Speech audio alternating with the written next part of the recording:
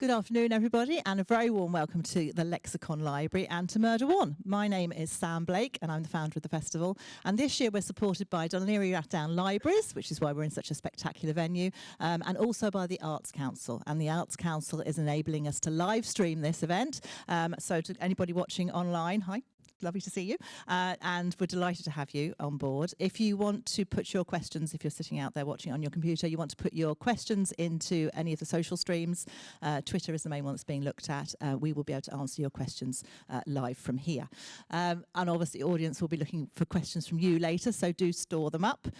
This panel is called The Scales of Justice. We have some eminently well-qualified ladies here to discuss the legal issues in their books and their settings.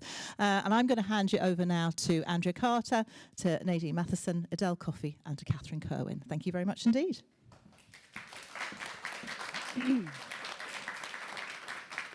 Well, welcome everyone, both here at the Lexicon and online. So I'm going to introduce our panel. Nadine Matheson was born and lives in London and is a criminal solicitor. In 2019, The Jigsaw Man was won by HarperCollins in a 6-publisher auction. The Jigsaw Man was published in 2021 and has been translated into 15 languages. Her second book, The Binding Room, featuring D.I. Henley and the Serial Crimes Unit, was published in July 2022. Edel Coffey, in the middle, began work as an arts journalist and editor with the Sunday Tribune. She has since worked as a presenter and reporter with RTE Radio, editor of the Irish Independent Weekend magazine, and as books editor of the Irish Independent. Edel's debut novel, Breaking Point, was published in January 2022. Described as a terrifyingly plausible debut, it was a #1 bestseller with much to say about parental guilt and how society treats working motherhood. And at the end there, Catherine Kirwan grew up on a farm in the parish of Fewes, County Waterford. She studied law at UCC and lives in Cork, where she works as a solicitor. Darkest Truth, an Irish Times bestseller, was her first book. Her second, Cruel Deeds, also an Irish Times bestseller, is now out, published by Hachette. And I'm Andrea Carter, an ex-solicitor and barrister, and I write the Inishowen Mysteries series. So a very warm welcome to you all. Since I've touched already on it in the introductions, can I start by asking you all to speak a little bit about your respective professional backgrounds and what led you from your previous or current, in some cases, day jobs into writing fiction? Can you start with me? Yes. Okay. Well, I qualified as a solicitor. Doesn't seem like it, but way back in 2006 is when I qualified. Initially, I didn't think I wanted to do criminal law. I thought I wanted to do media, and I had a little stint in the BBC. And then I realised that I didn't like not being around people, and criminal law just seemed the most appropriate area of law where I could engage, maybe not the right people, but I can engage with people. And what fascinated me about criminal law was that I always say I could have 20 people charged with the same offence, but everyone's case was so unique to them, and also the personalities involved were unique and had their own individual stories. So that's what always drew me to criminal law. So I've been practicing that for 16 years, and I'm a solicitor advocate, which means that I'm also in the Crown Court. So I do the whole wig and gown, and I only defend. I've never prosecuted. So I defend everybody from murder, rapists, theft, everything. And then in addition to that, I also teach in the law school as well. So I teach criminal law, so I'm just surrounded by crime. Right. So then when you started writing fiction, it was always going to be crime fiction then, was it? Yeah, I mean, I like different things. So, I've dabbled in a bit of sci-fi, and I've written a family drama, but I always knew it was always going to come down to crime, and I always wanted to write a crime novel. But also I knew that I didn't want to write about a solicitor or a lawyer. Right. So I've written police procedurals, because I just thought, I didn't want lawyers calling me up saying, Nadine, you got that wrong. So I thought the best way to avoid that was to write a police procedural. Right. And do you have a policeman that you speak to who helps with your getting things right? I do, luckily. One of my oldest friends, who I've known since 11, she started off as a senior crimes officer, And then she transferred and became a police officer. So it's not normally like the big things that I need information on, like procedure. I know like generally about procedure, but it's like very small details, like what happens when a police officer needs to, like especially a detective, plainclothes detective, if they're going to see a witness and they park their car, you're like, how do they not get a ticket? So it's like little things like that that I'd ask her about. So she's always on tap. Which is exactly the thing that would trip you up when you're at an event. Because people will email you Yeah. and say you've got that wrong. So she's good for small details like that. Or a hand will go up at the back of the room and say, I'm a policeman, that's wrong. Yeah, and you get lots of emails like that. So the best emails so far have been the one from police officers saying, I've read your book and like, I've got no issues, everything was right. And I'm like, yes. And Edel, you're a journalist, still a working journalist? Yeah, and I just got a tiny bit of sick in my mouth there listening to Nadine because I am not a lawyer, but I do have a trial in my book, and I'm sure there's like a million mistakes in it. But anyway, we go on. I am a journalist. I got into journalism because I had a passion for writing, and growing up in my family in the small town I came from in Ballybrack in Dublin, there weren't many people around who were writers or authors, and even now it's kind of quite unusual for anyone to make a living from writing. So I thought, how can I write and make a living? And I saw this journalism degree in DCU, and so I went and studied that. So it was always just a way to do the thing I loved, which was writing. But like Nadine, that thing of speaking to people and meeting different people all the time and hearing different stories every day. I was speaking to a friend of mine who's also a journalist there recently, and she's saying, everything else is just so unbelievably boring. We've tried to do normal jobs, but actually that sort of newness about working as a journalist, that engaging with new stories and new people almost every day, it's such a privilege actually, because it's A, it's so exciting and you're never bored, but B, you're actually finding out about people's lives. I went into writing novels because that was actually the dream, but I didn't have any faith that anyone could actually do that for a living when I was a kid. But I wrote my first novel when I had taken time off work to have children, and I'd moved out of Dublin. Actually, I live in Galway now with my family, and I kind of had that huge fear. I've spoken about this before. I had this real fear that I was never going to write the book that I had always assumed I was going to write. So had children and suddenly realised there was actually no time in the day, and I could see myself like 20 years down the line going, oh, where did those 20 years go? And so I started writing in a kind of panic actually, and just wrote where I could, and lost the perfectionism, which I kind of realised if I was going to be a perfectionist about it, I was never going to get it done. So that's how I kind of switched over into writing novels, and I'm loving it, but I still love being a journalist because I need constant stimulation, and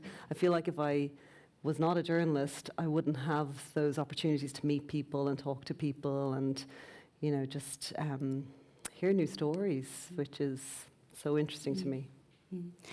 Catherine, there's a direct connection between your day job and your fiction, because you're I'm still actually working in the day job as well, all the time.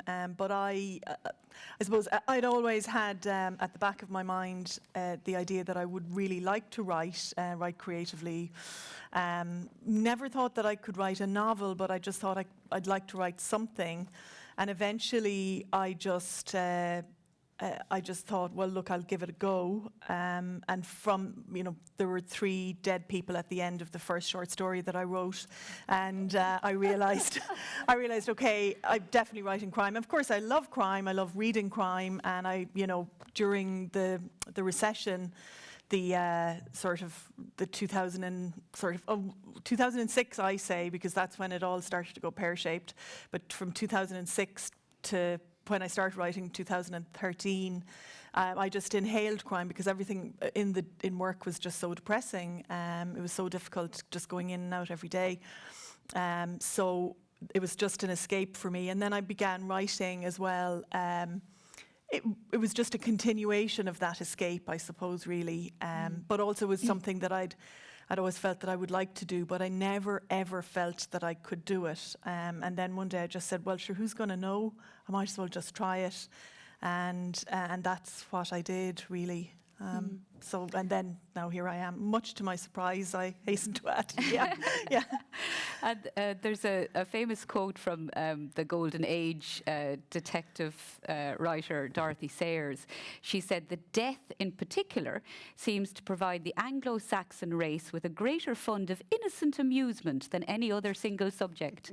And judging by the audiences we've had this weekend, that's true of the Irish as well. Why do you think there's such a fascination with law and crime? I'll ask you, Nadine, first of all. I was thinking about this earlier, not before you even came up with the question. So I was thinking about trials, and when I do a jury trial, and I always say to the clients, and also I say to the law students, that people in the jury, they want a show, so they're watching a show. So in a very odd and macabre way, we become entertainment. So even with a criminal trial, you do have the villain who will be the defendant, and you've got the hero who should be the prosecutor. So it's being part and being involved in this show, but also I think for readers, there's a safety. They can be part of this, what can sometimes be a very horrific world. They can be part of it. They can follow an investigation. They can also maybe play detective, but they're doing it quite safely in their armchairs at home, and they can close the book and just go back to their relatively, they think, safe lives. But I think what intrigues us is wondering what makes people do the things they do. I mean, that always motivates me as a criminal solicitor. I think in the back of my mind, I'm always trying to work out why my clients have allegedly, because they're not all guilty, why they have allegedly done what they've done, what motivates them. And I think it's the same thing when I'm creating these characters in the Jigsaw Man in the binding room. It's like, what has motivated them? What has pushed them? And I think us as readers, that's what intrigues us. What would make someone, just snap and kill someone and then bury them in their garden? Like, what would make them do that? So I think that's what intrigues us about crime. Yeah, I agree with Nadine. It's a safe way of exploring our greatest fears, and that's actually what I was doing writing Breaking Point, was exploring my particular greatest fear, which was that as a mother of 4 very small children, I was going to do something wrong that would result in something happening to one of them, or that I'd mess up, essentially, which I think a lot of new mothers worry about because you don't have a clue what you're doing, obviously. But yeah, I really do think that our obsession with crime and true crime, and we've seen an explosion in the popularity of that with Netflix documentaries, obviously. I really do think that's a way of us being able to look at our greatest fears, experience them vicariously, and then thankfully switch it off. And it's funny that you mentioned that it was escapist for you to read crime, because I really do think it is escapist, but like such dark material, I don't know why we're attracted to that. I do think it's that kind of feeling of, phew, thank God that's not my life, or thank God that hasn't happened to me. And it's a way of exploring those fears without actually having to go through them.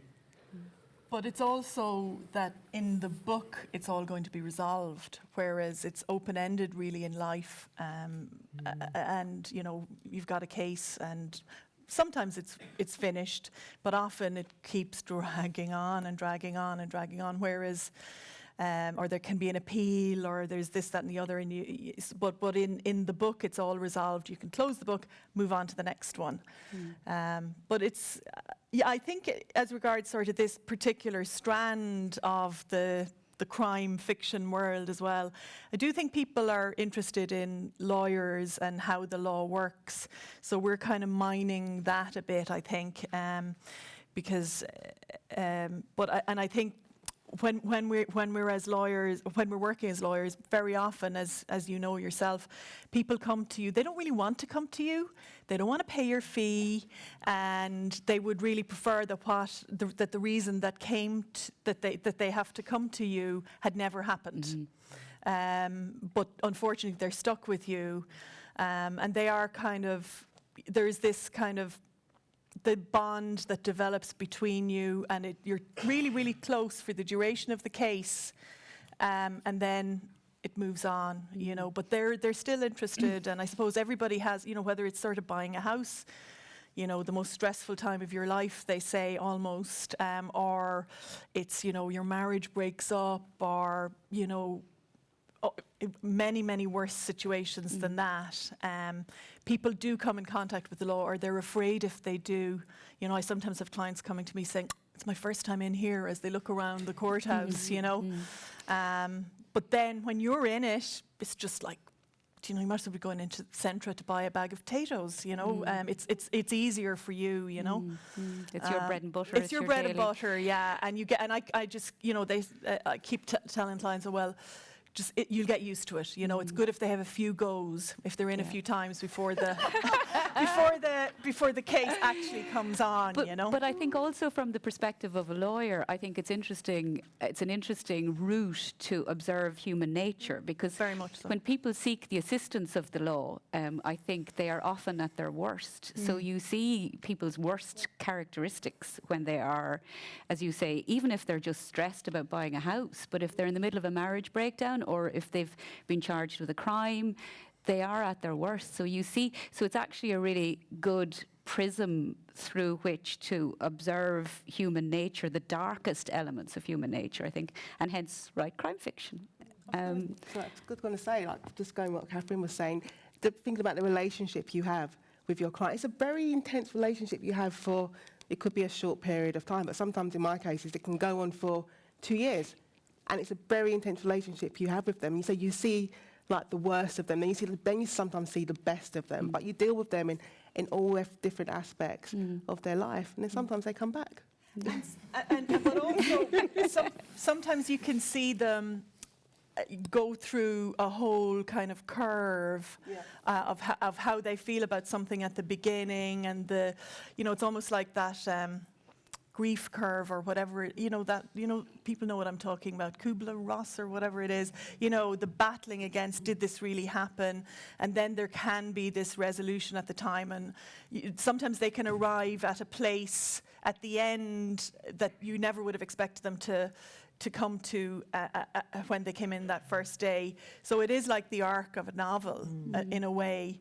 But of course... How are they changed? What have they learned? Yeah, that kind of thing, because you have to have some kind of movement in your characters. So I suppose we're looking at that. But obviously, when we're writing about, our novels, we're not using our clients. We're just kind of using our life experience, but we're not actually using our clients or our clients' stories, That would be really wrong. Yeah, well, that was actually a question I wanted to ask. How, in the context of your current books, and if you could, speak a little bit about your current books, how much do you all draw on your professional and personal experiences for your fiction? And I'm assuming that Nadine and Catherine, that you don't use real cases, but Edel, maybe you use stories that you've written. No. God, no. No, absolutely not. See, I know the rules as a lawyer, but I don't know the rules I think they're pretty much the same. Right. But I do I've definitely used elements from my own life in the book, like just in really small things, like getting ready for the day in the morning, which is, chaotic when they're really small and you're trying to, you feel like you should win a medal for just getting children to school, and it's only 9 o'clock in the morning and you're already absolutely wrecked because you've just done that one task. So things like that go in, and my husband, when he was first reading it, he was like, I recognize this conversation. And I was like, yeah, well, you're married to me, so sorry. This is all part of spousal privilege, right? Is that a term? Anyway, so in that sense I do, but definitely this particular subject matter that I was writing about, the actual beginning of the story where a baby is left in a car and dies, that happens all the time in real life, obviously. And it's happened here in Ireland, it happens in America all the time, and in Australia, in hotter climates, it happens because simply the weather is there. Interestingly, when the news of this book first came out and what the subject matter was, I got a lot of messages from people on Instagram just saying, oh, I did that with my baby, but these were Irish women, and thankfully nothing had happened to the baby. Right. They remembered the baby was in the car when they got back to the car and opened the door, and they were like, oh my God, baby's asleep, baby's fine. The weather in Ireland is thankfully so temperate that, it's so rare here. But yeah, so it happens, but obviously it's fiction. The characters are fiction. The story is fiction. So, you know, I'm a journalist. I do look at real life and get inspiration from real life, and I do think that they're the things that resonate with people because it's our lives are all real, you know, I think. Well, I mean, if you're not going to write about real life or be inspired by real life, what else are you going to write about? Exactly, and it's you know? interesting Yeah. because of the whole the climate that we're writing in at the moment. There's very much a debate over what we can write about and what we can't write about, particularly as novelists, as fiction writers. Is that something that you guys have come across? I haven't come across it personally for myself, but just thinking in terms of my books, I think of it as they're like my bucket list of cases I would have liked to have worked on. So I never got, it sounds really weird. My journalist works in the New York Times. It's like wish fulfillment. Yeah, that's what it is. It's like I never got to work on a serial killer case. I mean, I could have had a client who was a serial killer who's just probably very good at it, but I've never worked on a serial killer case. So when I wrote The Jigsaw Man about a serial killer and his copycat and my detective, who's definitely not based on me, but that was my way of, you know, representing a serial killer and finding out, you know, working out their personalities and how the detective would actually respond and deal with that emotionally. And then the second book, The Binding Room, I was in court one day, and in the courtroom next door to me at Isleworth Crown Court, there was a trial going on. And there was loads of defendants. And then I asked the barrister what was the case about. And it was an exorcism case. So I think the dad, the mum, and the sister, and then another family friend, they'd been performing an exorcism on the brother. He had mental health issues. So I think I'm more of like a magpie when it comes to my books. I don't pick like one particular case I've worked on or one client and base a character around that client. It's just the magpies. There might be little aspects about it. But that exorcism case, I thought I would have loved to have worked on a case like that. But it wasn't mine. But the thought, you know, that it's a story. It's stuck in my head. And there's in the beginning of The Binding Room, the second book, there's a pastor that's murdered. And again, I was in court one day, and this guy walked into court with a whole entourage behind him. And I just kept thinking, he doesn't fit the court building. There's something not quite right, like he belongs somewhere else. And I spoke to his barrister, and he was a pastor from North London who'd been charged with loads of sexual offences. So again, he stuck in my head. So I thought, okay, I'm going to build a story around that. But I said, I don't take a whole case, but little things will stick in my mind and just think, no, this could work. Yeah, that's really interesting. And Catherine?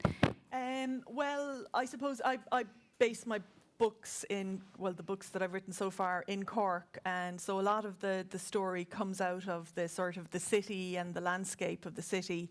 And I was particularly kind of concerned, especially with the first book, that it would be something.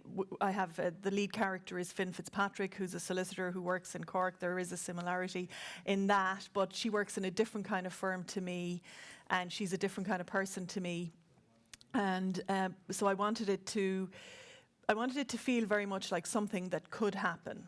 You know, it probably wouldn't happen, and she probably wouldn't become an investigator on the side. But for the purposes of the book, I wanted it to feel that this is all something that really could happen. It wasn't going to be kind of out there. It was very much going to be based within the city and have that kind of organic feel that if you were walking down Oliver Plunkett Street, that you might run into Finn on the street.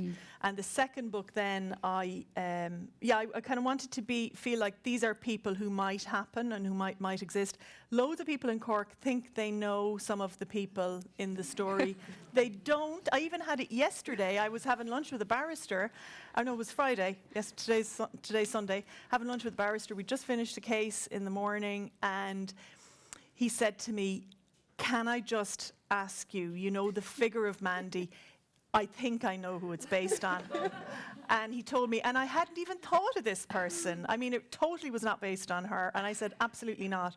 I've had loads of people say it to me. So they're just types, you know. And the idea of where Mandy's house, a friend of mine in the first book, he was given out to me that I had mentioned the area where he lives. saying you're lowering the tone of that area.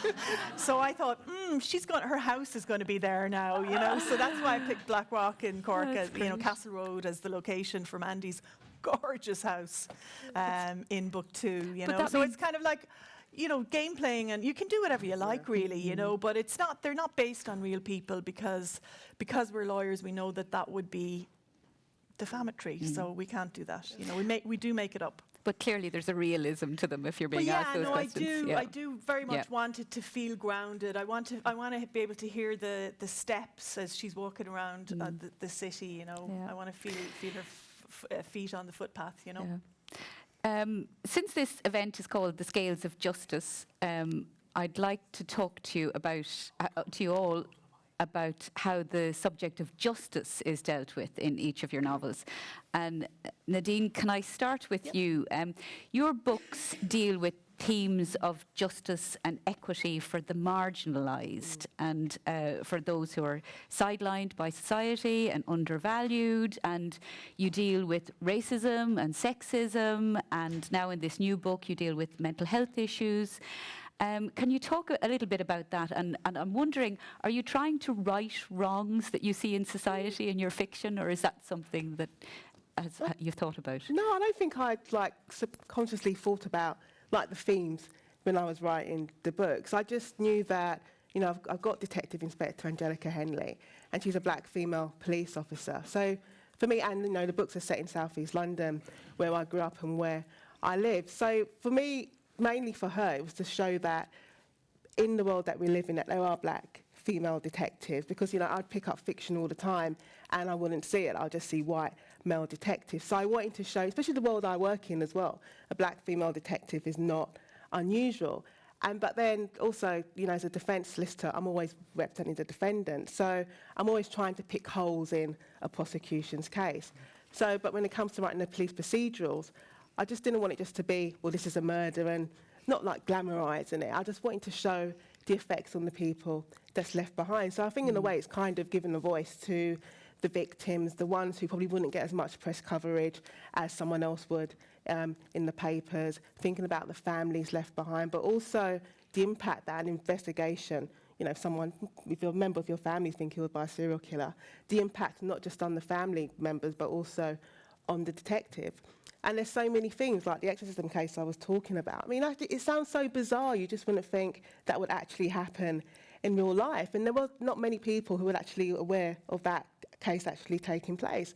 But then it's what underlies it, and it is the mental health issue. So again, I suppose in my books it's making sure the things we don't talk about are given a platform for us to talk about it comfortably and be open about it. And I think that's one of the main things when I was writing The Binding Room, that because Angelica Henley in the books, she's got PTSD from a case that happened to her earlier. But it's showing that you need to speak and we shouldn't be afraid to tell someone that we're not okay and that we need help. So I think with The Binding Room, that was definitely a theme that I had at the front of my mind, especially because mental health is something that affects all of us in really small ways, or it can be really, really big ways. But the fundamental thing is that we shouldn't be afraid just to say we need help. So at the times, you know, you're writing a story, but when you start rewriting and editing, you realise actually, you know, these are the themes and these are strong themes.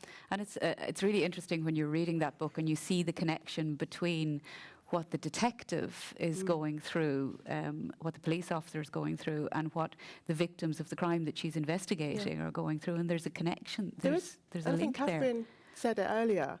You know, we read the books and there's some kind of resolution. So there'll be some kind of resolution in The Binding Room and The Jigsaw Man. But for the detectives and the family, it doesn't end. You know, the after effects are still ongoing. So the case may be over, but the consequences from that on the detective and the family members, that is something that is continuous, and it may never. You may find it easier to live with, but it will never really go away. Edel, we mentioned in the introduction about that your book deals with how society treats mothers, working mothers, and holding them up to an impossibly high standard. And is there an injustice there that you saw that you wanted to deal with in your book?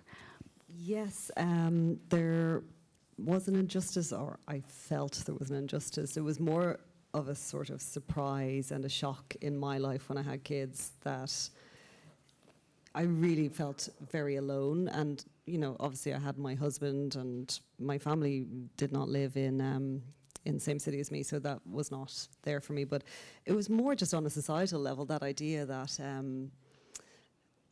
you're expected to keep going at exactly the same pace that you were going at before. It's like, okay, you've had kids, so just incorporate that now into the life that you had before, and make sure that nothing changes, and particularly make sure that nothing changes about your position in work, about your performance at work. And I very much was a career woman, to use a hackneyed phrase. I loved my job, I loved working, I worked a lot, and I did feel that sort of sense of I didn't want my performance at work to be impacted. But, you know, on a larger scale, I just feel like there's so many examples of women, you know, being in an impossible bind because they want to continue with their careers, but also they have this whole new responsibility, which is a very real responsibility, and it is actually one that takes up a lot of time, as you would expect, and yet we're somehow all kind of making it work. And I think if you scratch beneath the surface, we're all just barely making it work. And that was something that really annoyed me as well, because it seemed like everybody was pretending that they were making it work really easily, and it was all fine. And oh, look, my makeup's perfect, and my hair is perfect, and just how we view mothers, I think it's kind of, it's a crazy one, because we say, oh, motherhood's the most important job in the world, and, you know, we really appreciate mothers, and women themselves say, I'm so blessed. And of course we are, you know, but like there's also this negative attitude around mothers, which is like, if you're just a mother, and I wrote a column about this a year back, and it kind of hit a nerve. It's like this idea of being just a mother, and I very much didn't want to be just a mother when I had kids. I didn't want to be defined by that role. I wanted to still have all those aspects of my personality and my career and my talents or whatever, you know, but because you can be really, really defined by that role, or people can see you as just that role. And I know loads of women who are just mothers, like they've given up their careers to look after the kids, and I really admire that, as everyone does or says they do. And then you'll find you're at a dinner party or something, and people are like, so what do you do? And you're like, oh, well, I work in the home, or I take care of my children. And like, we've come up with so many ridiculous words for a mother as well. It's like, I'm a homemaker, and all this like just terms. It's just like, I'm just a mother, you know. But you'll see people kind of turn away then afterwards, like, oh, okay, well, she's not going to have anything interesting to say, so we'll just move on to this person over here who's probably much more interesting. She's a barrister. She's a solicitor, you know. So I wanted to just explore those really annoying things. Like, I was in a coffee shop one day, and I had no children with me that day, which is a real rarity. And I'd obviously brushed my hair that day, and, you know, I ordered a coffee or something, and I was chatting away as well, because this was my one opportunity to speak to an adult. And I mentioned the kids, and the barista said, oh, she said, oh, you don't look like a mother. And I said, I'm going to say thank you. And she was like, oh, I totally meant it as a compliment. And I was like, what on earth does that mean? Like this, and I, you know, I was absolutely, I said, thank you so much, I'm delighted, you know.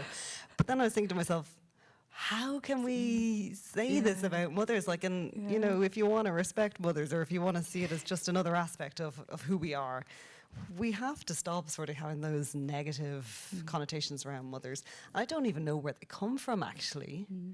It's mysterious to me. Yeah, that's interesting. Catherine, in an interview, you quoted the great P.D. James. Oh, yeah. I know it's always slightly unnerving if somebody reminds you of something you said a while back. Especially if you're a lawyer. All motives for murder are covered by the 4 L's: love, lust, loathing, and lucre. And without giving too much away, one of those plays a significant part in cruel deeds. And I felt when I'm trying to think which one now. Well, you should know. You said it. I think there's 4 of them. I think I tried to put all 4 of them into cruel deeds. Okay. I think. Well, but I felt when you were writing, you were thinking about those in society who get away with things, Yes. and the sort of the untouchables. And there's a certain amount of that in your first book, although it's a different crime, but it's certainly present in Cruel Deeds. And I was wondering, is that something you feel strongly about? Yeah, it's funny now that you say that. Now that I do see that there's that, and I didn't think of it until now. I mean, I didn't think of it at all. In fact, you thought of it, yeah. But there is that thing about people who get away with things in the first book and in the second book, except Finn makes sure that they don't, I suppose. I suppose it is, yeah. I suppose there is this kind of, you see people who are kind of Teflon and who do wrong things, and yet they seem to sort of sail through. I think one of them became Prime Minister of Great Britain not so long ago. Yeah. So that, I suppose that is something that I do think about. But when I was thinking about Finn, I wanted her, like, I suppose it's a legal thriller and she's a solicitor, but she's, I suppose, primarily concerned about investigating crime in the books, and so I wanted, so it sort of veers over into the private eye novel as well, or some influences from that, with the sort of the one true person at the heart of a very sort of swirling darkness or something like that. So that's part of it, yeah, that she would be the person carrying the torch for, and even though nobody really wants her to continue on, particularly in the first book, people really just want her to forget about this. She just keeps going. And it's sort of like that in the second book as well. There is something, but she just keeps going, because she's the one with the kind of true vision for what's right. Yeah. Brian McGilloway, who was interviewed, he was on a panel yesterday, and he talked about writing which encourages catharsis, and he said that genre writing is particularly good for that, and he said that crime and also horror does that. He talked about imposing control with your fiction when the real world might be chaotic. And I'm wondering if you do that, the three of you do that in your books. And what I'm really interested in is the question whether justice needs to be served in your books. Do you need to do that in your fiction? And any one of you can answer first, if you don't mind. I think I definitely need to serve justice, because I think, obviously, said in the real world, you can have a case and you can go through the whole trial system. And there have been some cases where I've worked on, and I would have put money on it that my client's going to be found guilty. The judge is thinking they're going to be, everyone in the room thinks, and even the client thinks they're going to be found guilty. And the jury will come back and they'll come back with some crazy result, which is not guilty. And you look at them and just thought, well, you're listening to the same case that I was on. But, I can put it down to like my prowess as a criminal solicitor and say it's all down to me. But, sometimes the verdict doesn't reflect the reality. So I suppose maybe in some kind of way, I am trying to make sure I impose justice in my books and making sure there is some kind of resolution. And I think, it's like going back to your earlier question as well, for Detective Henley, it's not, when she's working on these cases, she's got all this crazy stuff going on at home, because what you're saying earlier, you want to be able to do everything. So she wants to be a mother. Her relationship with her husband is not that great, but she also wants to be the best detective that she can be and give justice to these people whose voices aren't being heard. So I think maybe in my small way, I'm giving justice to the people whose voices aren't heard. But the realities of life are just strange. And the cases we work on, you wouldn't tell people about them. Like, you give them some information about them, but they wouldn't believe it. Yeah. But you put it in a book, and they can believe it. But I said, sometimes we're like magpies, so you'll pick little bits and pieces, but you say, well, this actual stuff has happened. Like, there's a scene in the Jigsaw Man, and I put it in it because it was something that happened to me. I had a client charged with fraud, and he'd been using dead people's identities, and he'd defrauded millions. And my boss had sent me round to his house, because he did this whole charade of, I'm mute. So he wouldn't talk. For a whole year, he wouldn't talk. He had his wife, talking for him, but he wouldn't talk. And my boss said, and I even to get signed some papers, so my boss was like, you're going to have to go around and visit him. I'm like, I don't want to go around to his house, but I went to his house. And I remember getting to, they opened the flat door, and I remember walking in, and I said to myself, this house doesn't feel like it's lived in. It had a smell like old clothes in a charity shop. So it just didn't feel lived in, and it always stuck in my mind. And it later turned out that, you know, he had defrauded millions. He had a ridiculous multi-million-pound house in Kensington. They tracked like £2 million worth that he'd stashed away. And so that was a scene that I put in the book, but most people wouldn't believe it. But that was a scene, because it was that this house doesn't feel lived in, there's something not quite right, but you can't put your finger on it. There's like little moments like that. So that's like fun to have in those moments. It's great. Yeah, I am big into serving justice in the book, like for everyone, including Susanna's husband, who I was told by my editor that I had to be nicer to, or I had to make Susanna be nicer to, because people were going to be less sympathetic to Susanna. But I personally hated Susanna's husband, so I was writing like all these awful sort of hate vibes around him, and the editors were like, "Oh, we love John. He's so nice, and why is she so mean to him?" And I was just like, "Okay, this is wrong."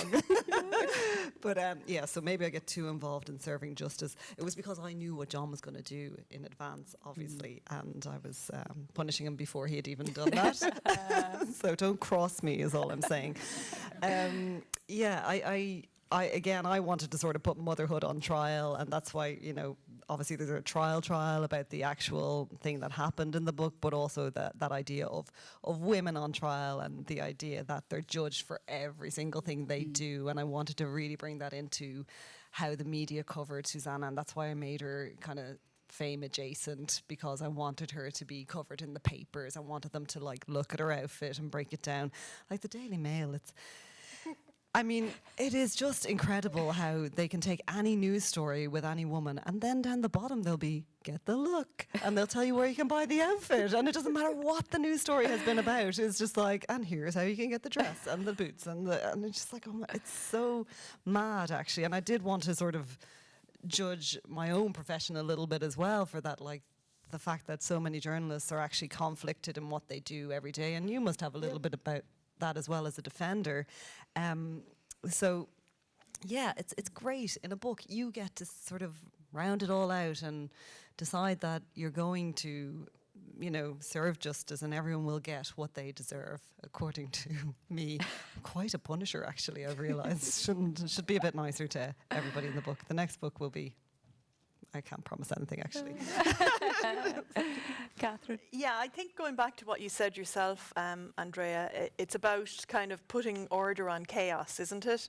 And I think, you know, very much, when I was going through that, I mean, I've always read crime, but when I was going through that phase of sort of a 6-year straight, I was just deep diving into crime because the world was just chaotic. We had the IMF and, you know, all of that kind of stuff. And it was just such a comfort to, you know, I've had a terrible week at work. I go into Waterstones, Patrick Street, Cork on a Friday. I buy a very fat book and I go home and I have a great weekend, even though the rest of the world is exploding all around me. Oh, sorry, that's a terrible thing to say, this weekend especially. But, you know, anyway, you know what I mean, lads.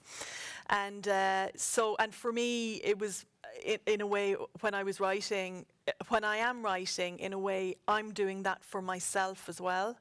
So, because I'm still working in the day job, and, you know, it is, I mean, it's been, things have just, since October started, you know what it's like once October comes, it's like going, everything goes into top gear. And so we're only 2 weeks in and it's already mad, but now I'm just like loving writing so much, because it just takes me away from all of that, you know. But yeah, is there justice?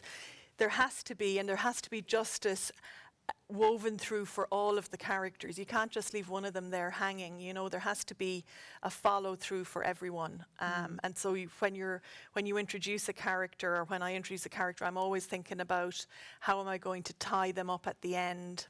I don't actually know is the answer at the beginning, but hopefully it'll all come through properly in the end. And if it doesn't, I have to figure out a way to do it, you know. You all cover fairly grim subjects, and without going into any detail, none of you appear to be particularly squeamish.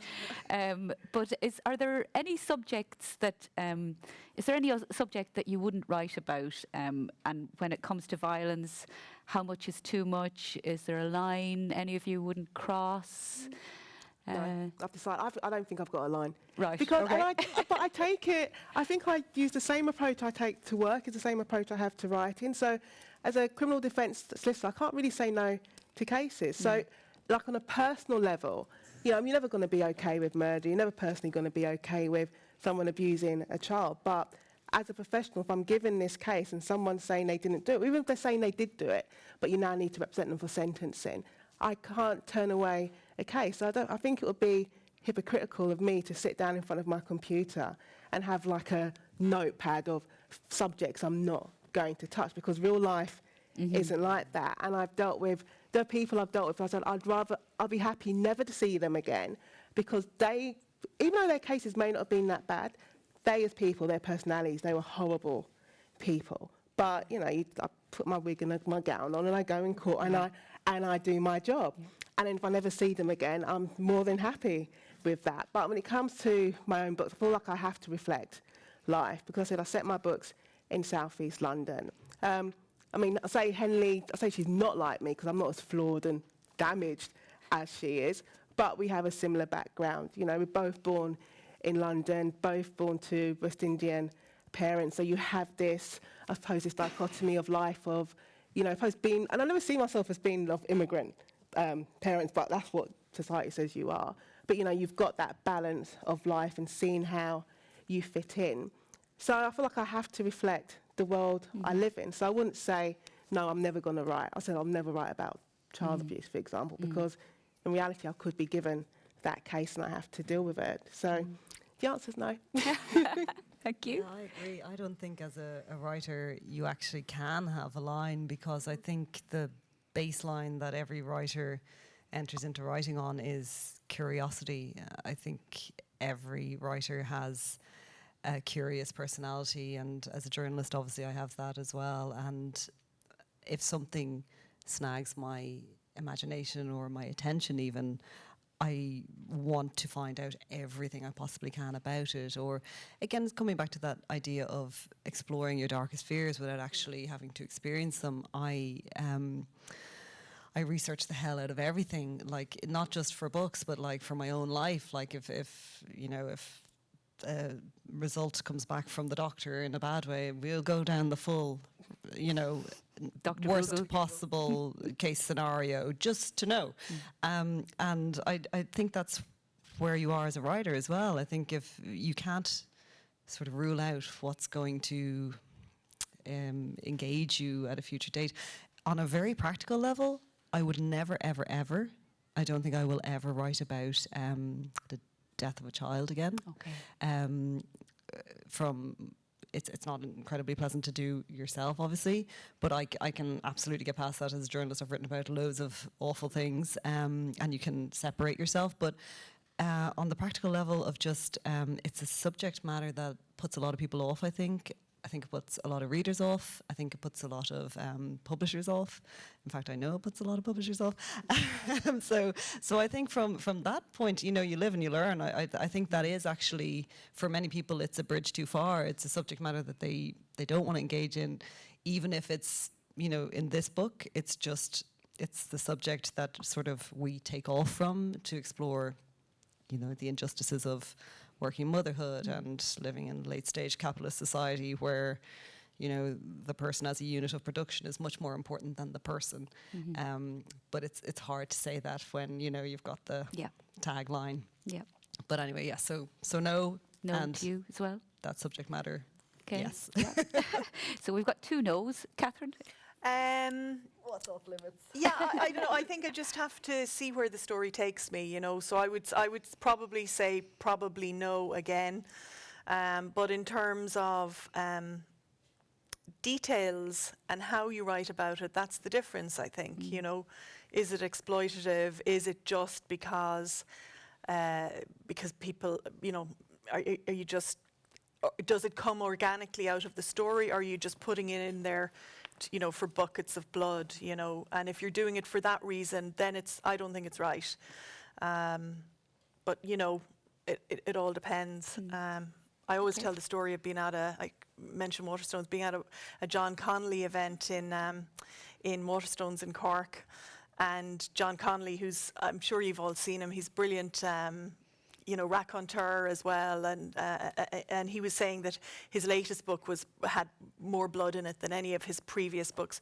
And I was sitting beside this very kind of good-looking, normal but good-looking guy, and when John said that there's more blood in this book than any previous book, the guy beside me said, "Yes!" And I looked at him and I just thought, oh my gosh, Lovely. So horses for courses, but for me it's not, there is blood in the books, but there's a reason for it. Yeah. Fair enough. I wouldn't say tasteful. No, I wouldn't say tasteful. No, Tasteful but blood. yeah, but it comes. There's a reason why it has to be there. Yeah, That's great. I think we're at the stage where we're going to take some questions from the audience. That's okay. There's a microphone going Where around. am I going with my microphone? Has anybody got any questions? So don't speak until the microphone arrives beside you, if that's okay. You stunned them into silence. Oh, there we go. It's one there.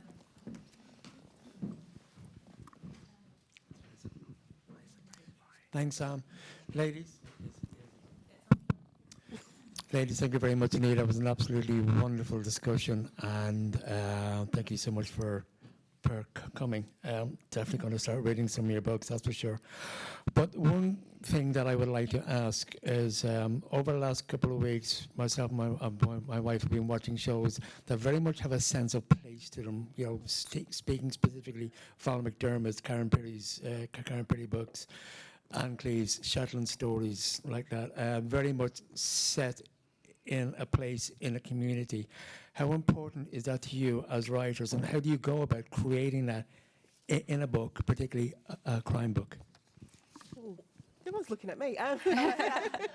No, I think I knew from the very beginning that I was always going to set my books in South East London, because I said that's where I grew up, that's the area that I know, and it's also an area that's very rich in history. And I always think that when it comes to location, it's just as important. So location and setting is just as important as character. It just can't be there just for the sake of being there. It has to serve a purpose. So for Henley, it's South London's a place of memories for her, and it's a place that's grown her, in a sense. It's made her into the woman that she is, and it holds her memories.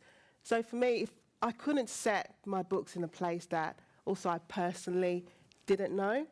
So, like every location in the Jigsaw Man, in the binding room, every location is real. I might change a street name occasionally, but every location is real. So the building where the pastor's murdered and the boy's found hidden in a room in the beginning of the binding room, that's a real building on Deptford Broadway. And I'd drive past it all the time. And I remember when it used to be a NatWest Bank, and then it turned into a Vietnamese restaurant, then it turned into something else, and now it's just empty. And I'd walk past it all the time or drive past it and think that would be such a good place. Because you're always wondering, I said, Lisa Jules said it yesterday, earlier, you're always wondering what goes on behind closed doors.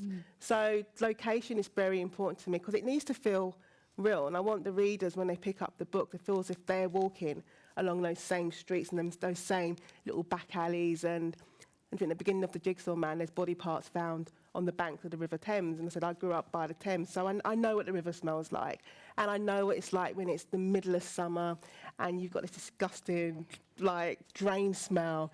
But there's people just sitting there because the tide's out and they're just acting like they're on the beach. So you want to invoke that weirdness and that contradiction, but also, I suppose, I call it like a macabre love letter to South London. That's what I call my books. And I want to make sure that the readers have a strong sense of that. So I think very, very carefully about the locations. Doesn't mean I don't use Street View, though. Because some places you're like, I've forgotten where does that road? And the weird thing about the binding room, is that it's set on Deptford Broadway and there's a street off it. And in the beginning I'd called the church where the murders take place, I'd called it the Church of Christ the Redeemer. But I hadn't walked down that road for ages. And then I went on Google Street View and there was a church just down the road called the Church of Christ the Redeemer. And I thought, oh crap, I can't do that. They're going to think it's about them. So I had to change the name.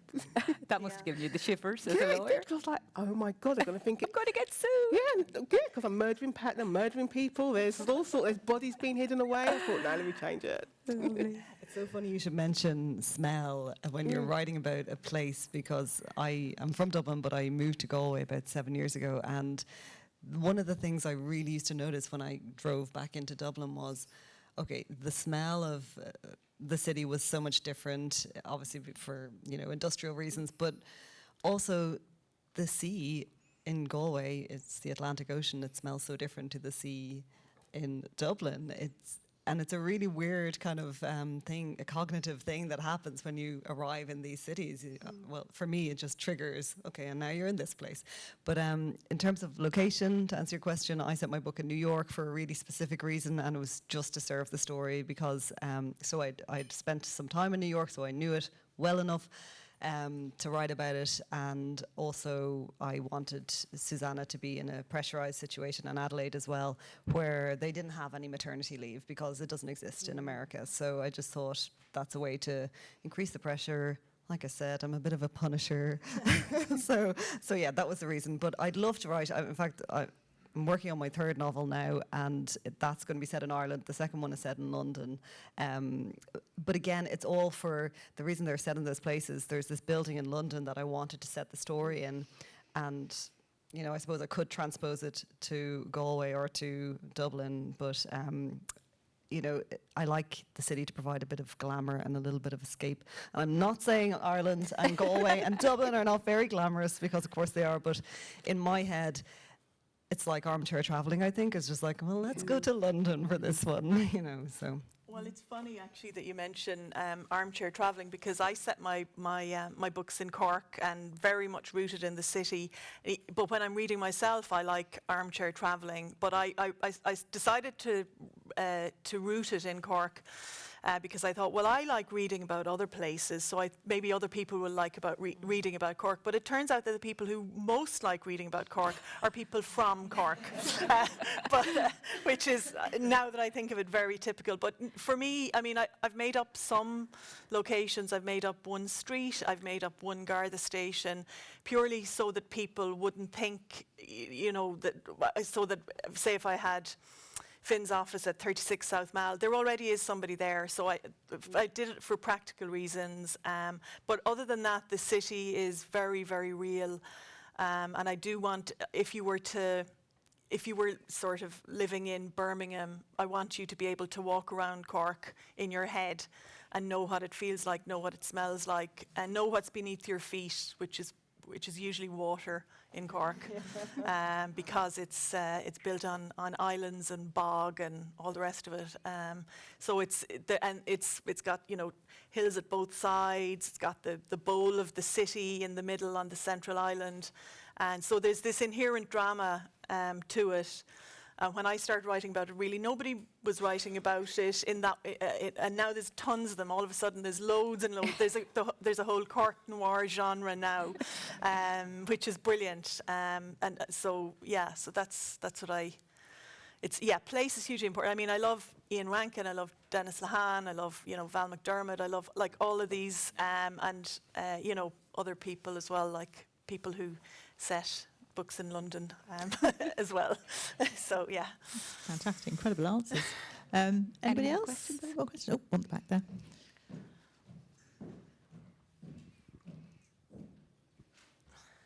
Hi, how are you? Thanks for the talk. It was great. I love all your books.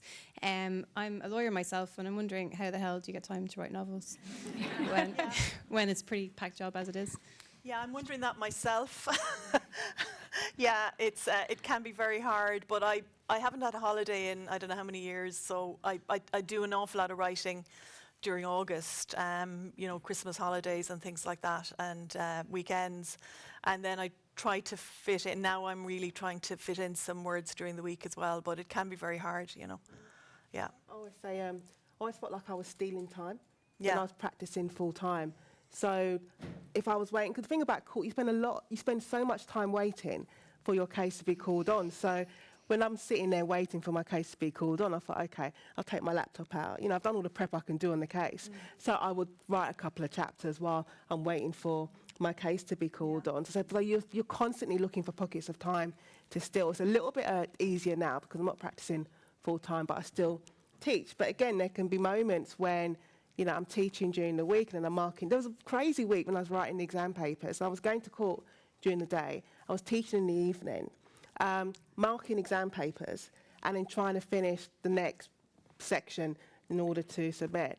And to this day, I still have no idea how I did it. But again, you're just stealing time wherever you can in order to write. And now it's got a little bit easier. Like I try and do a timetable, and I try and treat. Well, I have to treat it like a day job. So I do the whole 9 to 5 thing. But there are days when you sit there, and you know you have a really good day, and you get your words down, and you just feel like you're fantastic. You're the best thing since sliced bread. And then there's other days, it's a struggle just to write 200 words. And you sit there and just think, I don't know what I'm doing. I've made a mistake. I need to go back to my old life. It's like a friend of mine last week was saying to me, how's the book going? And I said, oh, it's terrible. It's absolutely terrible. It's the worst book. It really is awful. And she said, do you not remember? You said exactly the same thing about Cruel Deeds. And I had totally forgotten. That means that you're nearly finished. When you hate it that much, it means it's nearly ready. I had totally forgotten that I'd said that, you know. But that was kind of a comfort to me. I guess something useful that we've all taken from our previous careers, and it applies to both the law and to journalism, is deadlines. We're used to working to deadlines. And 100%. so if you have a contract to write a book, you have to write a book. In answer to that lady's question, I'd just like to add to that. It sounds like you're very busy and maybe want to write a book, but the nothing time, that's what I call what Nadine was talking about. That's where you write your book. For me, it was sitting in my car, waiting outside the school to pick up the kids. I'd have 20 minutes. You might think you can't achieve anything in 20 minutes, but you really, really can if you just open your laptop or open your notebook and just write for those 20 minutes. There might only be one sentence, but something will come out of it. So I think it's just about being really, really bloody minded, about it, and just like doing it for those little minutes. And the other thing we learned from our career as lawyers, and I presume journalists as well, is the way to a good document is to start with a bad document. And but you know, you have to have a document first before you end up with a good one. You can't do anything with a blank page. You can't do anything with a blank page, Excellent advice. That is fantastic, ladies. So I'm coming down here in the middle. Thank you so much. We're literally just out of time, and those were brilliant questions and fantastic answers. Thank you very, very much indeed for joining us. Thank you for joining us online. We're delighted that so many of you will be able to come on board for this afternoon. Thank you very much indeed, Andrea Carter, to Nadine, to Edel, and to Catherine. And we hope, I missed their panel when I was doing the last plug, and they're all going to kill me now. So we hope you can hang around and listen to Mick Heron, who has actually joined us up in the audience there a little later on. Thank you very much indeed.